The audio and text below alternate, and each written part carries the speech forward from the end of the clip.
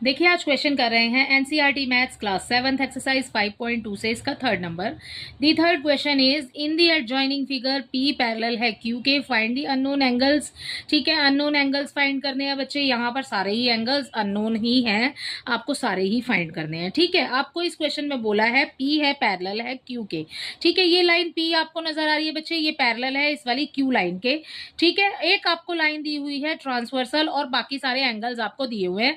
सिर्फ आपको इसमें बाकी सारे आपको निकालने हैं और एक ही आपको इसमें दिया हुआ है विच इज 125। ठीक है, आगे देखो बच्चे, देखो हम लीनियर पेयर जब यूज करते हैं प्रॉपर्टी, ठीक है, तो ये 125 आपको दिया हुआ है। अगर आप एक ही रेखा पर बने हुए कोण बेटा 180 डिग्री के होते हैं, ये दिया है आपको 125।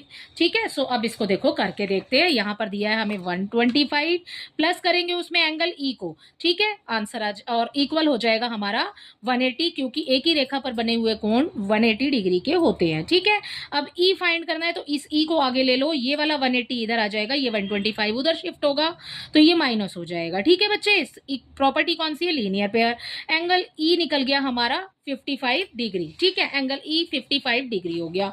आगे क्या करेंगे, अब देखो यहां पर जो फिगर बना हुआ है बच्चे, एंगल ई जब देखो इस लाइन ट्रांसवर्सल लाइन पर और पैरेलल लाइन आपको दी हुई है, सेम साइड पर देखो एंगल बना हुआ है, ई के पैरेलल हो गया ये वाला, ये हो गया आपका इक्वल हो गया एंगल ए। कौन सी प्रॉपर्टी यूज कर रहे हैं बच्चे, प्रॉपर्टी यूज करेंगे बेटा एंगल ई और ए के लिए हम कॉरस्पॉन्डिंग एंगल्स। ठीक है, सो एंगल ई इक्वल हो जाएगा एंगल ए के, ये हो गया हमारा कॉरस्पॉन्डिंग एंगल। समझ आया, ई के बराबर हो जाएगा ए। ठीक है, अब ये वाला देखो, यहां पर इस फिगर के अंदर ये दिया है आपको 125, ऑन दी सेम साइड बना हुआ है ट्रांसवर्सल लाइन के और पैरेलल लाइंस के, इस 125 के सामने बना हुआ है आपका डी। सो ये भी हो जाएगा बेटा हमारा कॉरस्पॉन्डिंग एंगल, तो ये डी हो जाएगा हमारा 125 डिग्री।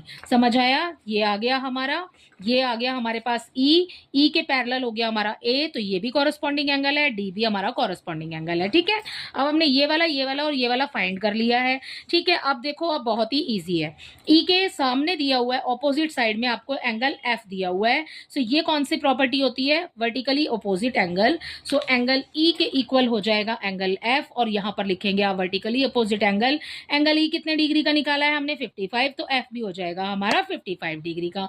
राइट, सो आपने इसी तरीके से बच्चे सारे निकालने हैं। अब एंगल ए निकाला है तो एंगल ए जितने डिग्री का होगा उतने ही डिग्री का एंगल सी हो जाएगा, और डी जितने डिग्री का निकला है उतने ही डिग्री का एंगल बी हो जाएगा, और ये दोनों हो जाएंगे वर्टिकली अपोजिट एंगल। ठीक है, सो ये इसके तरीके से आपने ये लिखा, और उसके बाद में आपने सारे एंगल्स के नंबर भी लिखने हैं।